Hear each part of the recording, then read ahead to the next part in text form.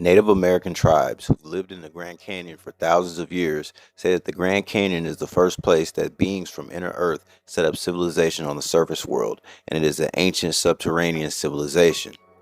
Researchers have found over 1,000 caves in the Grand Canyon, but only a little over 300 have actually been officially recorded, and very little have actually been mapped, and exploring the underworld of the Grand Canyon is illegal.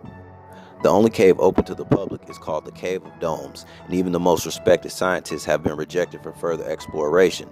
Getting permission is almost impossible, and the Grand Canyon is one of the most secretive national parks on the planet. The first incident of secrecy dates back to the year 1908, when an abandoned underground city was discovered by G.E. Kincaid and then confirmed by a Smithsonian archaeologist, S.A. Jordan, both in which seemingly vanished after the discovery was reported back to the Smithsonian Institute, who were their employers as well. John Wesley Powell was said to be the first to explore the mysterious Grand Canyon back in 1896 with 10 men, and it was said to be a dangerous journey because only 7 of them survived. Fast forward to March 12, 1909, the Arizona Gazette published an article with Kincaid's finding and his incredible voyage, mainly hinting towards the discoveries and how the exploration would continue at a later date. Less than a month later, the Gazette published another article on exactly how incredible the findings were, and they said, quote, "It is one of the oldest discoveries in the United States and the entirety of the world," end quote. And to me, this is because this is what the Hopi said that the first beings on the planet originated from. Now, Kincaid warned of the dangers of the land and exploring these areas of the Grand Canyon. He pretty much said it wouldn't be recommended unless you were an expert survivalist. Now we'll talk about the El Tovar Crystal Canyon, in which a Spanish explorer by the name of Pedro Tovar called the Grand Canyon in the 16th century, when he led a troop of conquistadors on a large-scale expedition through the southwest region of North America. And this was to locate a legendary 7 cities of Cibola and conquer them like the heartless savage that he was. Now, in the Aztec stories, Cibola is spoken of 7 ancient hidden cities, which are utopias, with enormous wealth operating under the universal law of oneness, where a beautiful city with gold temples actually exists. Luckily, Pedro Tovar failed to find any of the 7 cities. He was the first European to be enlightened on the Grand Canyon from the native people, and in the later years of 1905, a luxury resort was opened on the Grand Canyon named after Pedro Tovar. It was actually built 20 feet away from the south edge of the Grand Canyon. Now, the statue of an underworld god was also discovered in the Grand Canyon, and his facial features were said to be Oriental. What we know from these findings are that these ancient beings didn't feed into racism, and they left traces of their coexistence behind. The statue is said to be Tibetan. It's ironic, in recent pictures of the Antarctica exploration, it shows statues in which Tibetan males are depicted, and they're both in mysterious places where pyramids have been found as well.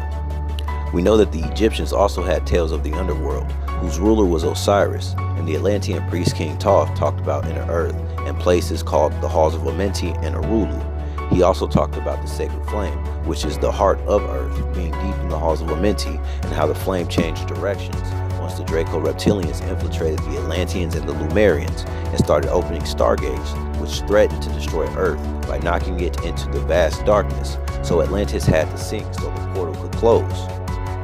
Now, the Hopi Indians describe the creation myth as their ancestors once living in inner Earth beneath the Grand Canyon, and it is said that the sun spirit Toa formed 4 worlds on Earth.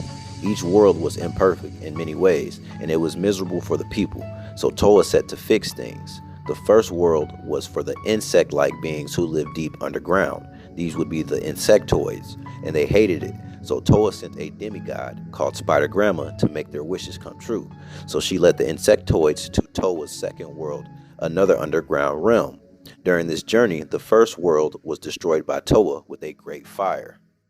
Now, the insectoids who moved to the second world, they went through a metamorphosis process, and they were eventually transformed into bear and wolf-like creatures. This still wasn't enough for the newly transformed beings, so Toa started working on a third world. So the second world he destroyed with an ice age. By the time the beings reached the third world, they were transformed into humans, and they were pleased, and their ancestors and Spider Grandma remained in the subterranean world. Now, the newly humans eventually found dark arts and the knowledge of war, so evil began to arise, and the third world was split into warring factions. So Spider Grandma appeared to the humans who operated under the law of oneness and convinced them to leave the third world and to never return. Toa created a fourth world for them, and this world was on Earth's surface, but the surface was closed off to the inner Earth beings. So Spider Grandma released powerful magic known as earth bending, where she erected a giant bamboo stalk to grow from the ground and penetrate Earth's crust, which is why bamboo grows native in America. It's just not called bamboo in America. Now, the inner earth beings began to scale the giant bamboo stalk until they emerged on the surface of the Grand Canyon, where a new civilization was established. Now, it is said that the evil Hopi ancestors are still locked in the inner earth, and the third world was destroyed by Toa, which was caused by a great flood. Now, this aligns with flood stories around the entirety of the world. It's almost as if a pantheon of gods came up with a unified decision on flooding Earth.